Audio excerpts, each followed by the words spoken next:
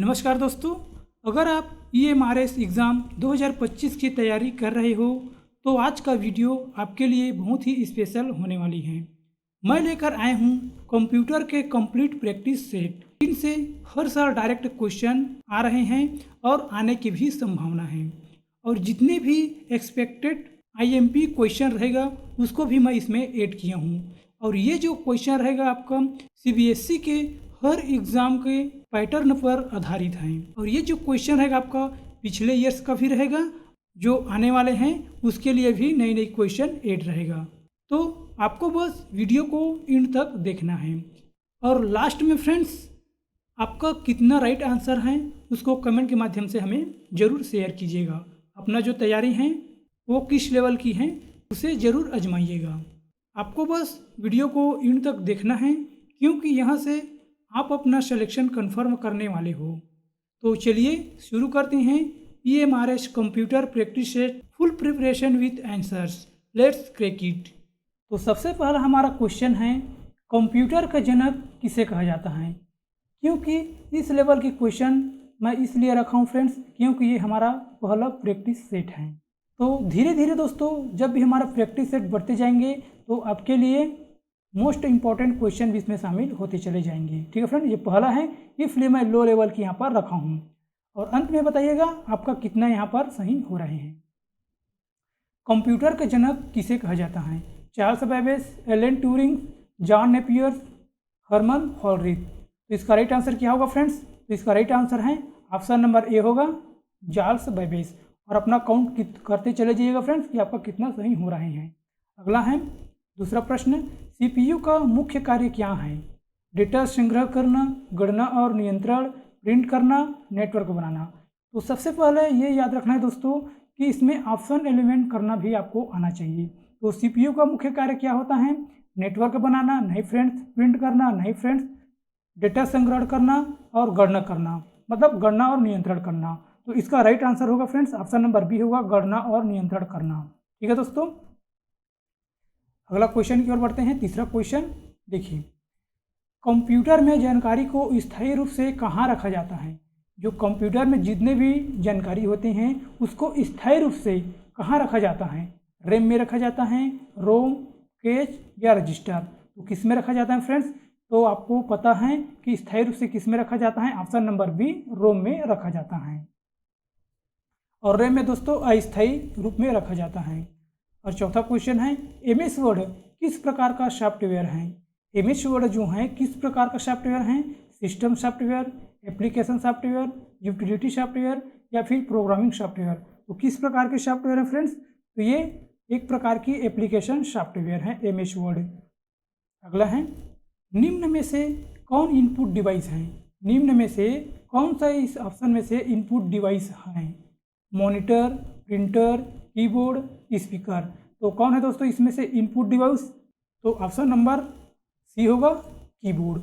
Monitor output है, printer भी output है, स्पीकर भी आउटपुट है, लेकिन जो कीबोर्ड है हमारा वो इनपुट डिवाइस है। ठीक है फ्रेंड, क्योंकि हम कीबोर्ड के माध्यम से हम जितने भी डेटा रहता है उसे इनपुट के माध्यम से देते हैं। तो अगला क्वेश्चन की ओर बढ़ते हैं। छठवां क्वेश्चन देख लेते हैं। देखिए, इंटरनेट का जनक किसे कहा जाता है। इंटरनेट का जनक किसे कहा जाता है। Vinton Cerf, Bill Gates, Steve jobs या टिम बर्नर्स-ली। तो किसे कहा जाता है फ्रेंड्स इंटरनेट का जनक। तो विंटन सर्फ को इंटरनेट का जनक कहा जाता है। अगला है, वेब ब्राउज़र का उदाहरण कौन सा है। वेब ब्राउज़र का उदाहरण कौन सा है। Google Chrome, MS Excel, Windows या ओरेकल। तो इसका जो राइट आंसर होगा दोस्तों ये ऑप्शन नंबर ए होगा, यही एक वेब ब्राउज़र है, बाकी सब ये एप्लीकेशन सॉफ्टवेयर है। ठीक है फ्रेंड, विंडो एक ऑपरेटिंग सिस्टम है, ओरेकल भी ऑपरेटिंग सिस्टम है, लेकिन MS एक्सेल जो है एप्लीकेशन सॉफ्टवेयर है। ठीक है फ्रेंड, गूगल क्रोम जो है वेब ब्राउज़र का उदाहरण है। अगला है, कंट्रोल सी का उपयोग किसके लिए किया जाता है। कंट्रोल सी का उपयोग किसके लिए किया जाता है। Paste, copy, cut, close. किसके लिए किया जाता है फ्रेंड्स। ये कॉपी के लिए किया जाता है कंट्रोल सी का।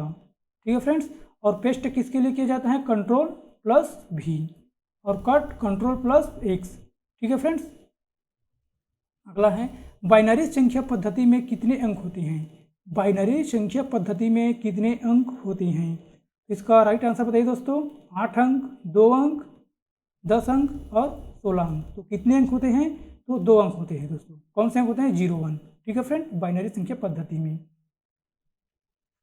अगला है, हार्ड डिस्क किस प्रकार की मेमोरी है?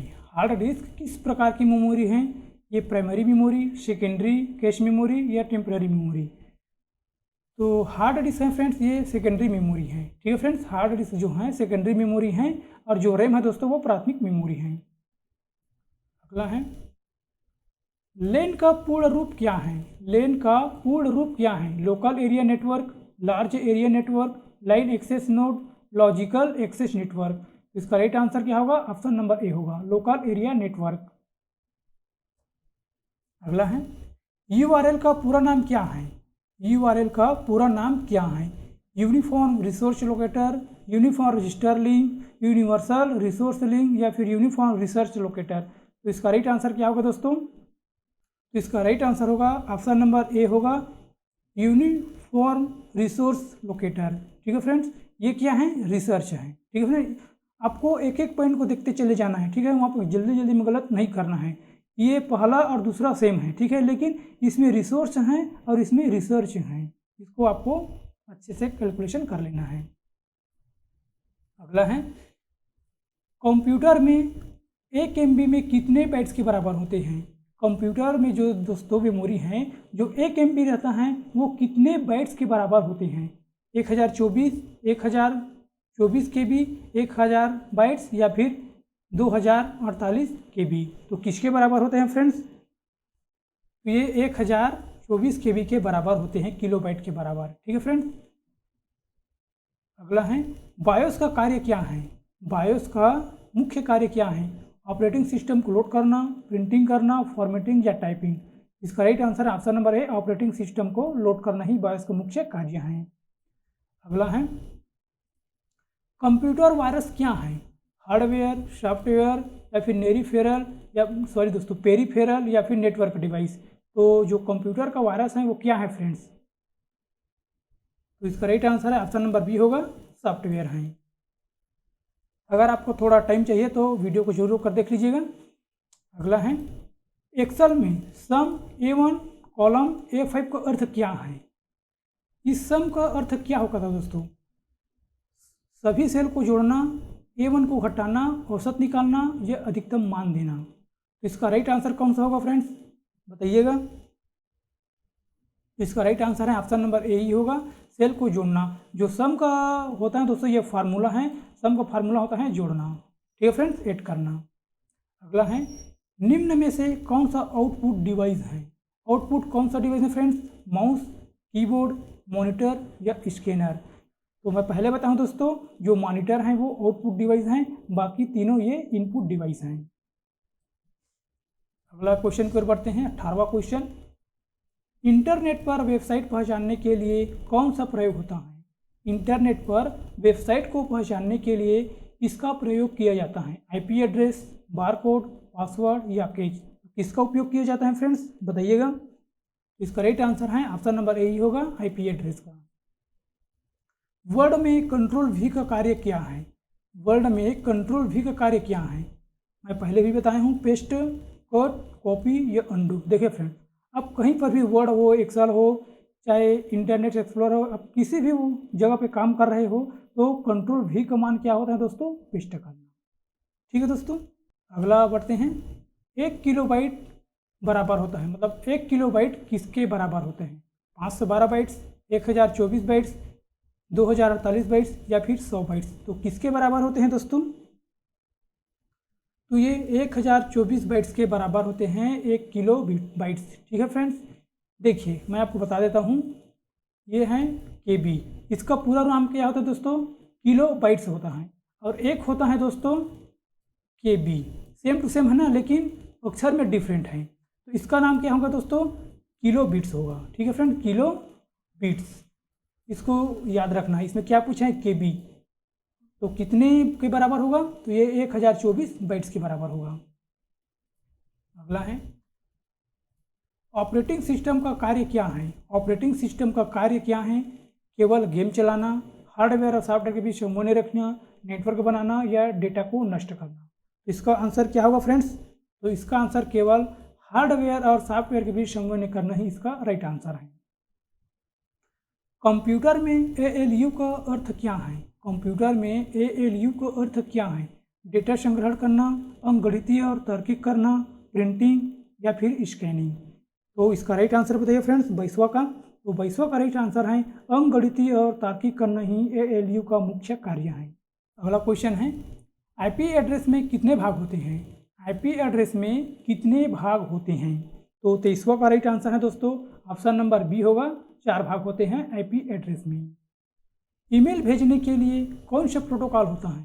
ईमेल भेजने के लिए कौन सा प्रोटोकॉल का प्रयोग किया जाता है? FTP, SMTP, HTTP या फिर SAMP। तो किसका किया जाता है दोस्तों? आपको पता है SMTP का किया जाता है। इसका पूरा नाम क्या है? Simple mail transport protocol. ठीक है friend, simple mail transport protocol इसका पूरा नाम है, याद भी रख लेना है।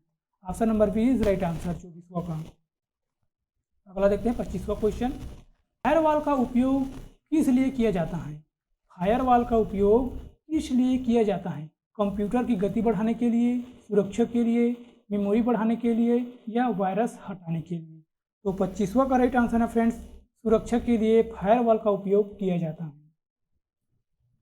अगला क्वेश्चन की ओर बढ़ते हैं। देखिए, कंप्यूटर का मस्तिष्क किसे कहते हैं? मतलब कौन सा भाग कहलाता है? Monitor, CPU, mouse, hard disk. तो सिंपल है दोस्तों, CPU ही कंप्यूटर का मस्तिष्क कहलाता है। अगला है, वर्ड में बोल्ड करने के लिए कौन सी शॉर्टकट कुंजी का उपयोग किया जाता है? बोल्ड करने के लिए किसका किया जाता है दोस्तों? Ctrl+C, Ctrl+V, Ctrl+U या Ctrl+I। तो बोल्ड करने के लिए Ctrl+B का उपयोग किया जाता है। Option number B is right answer.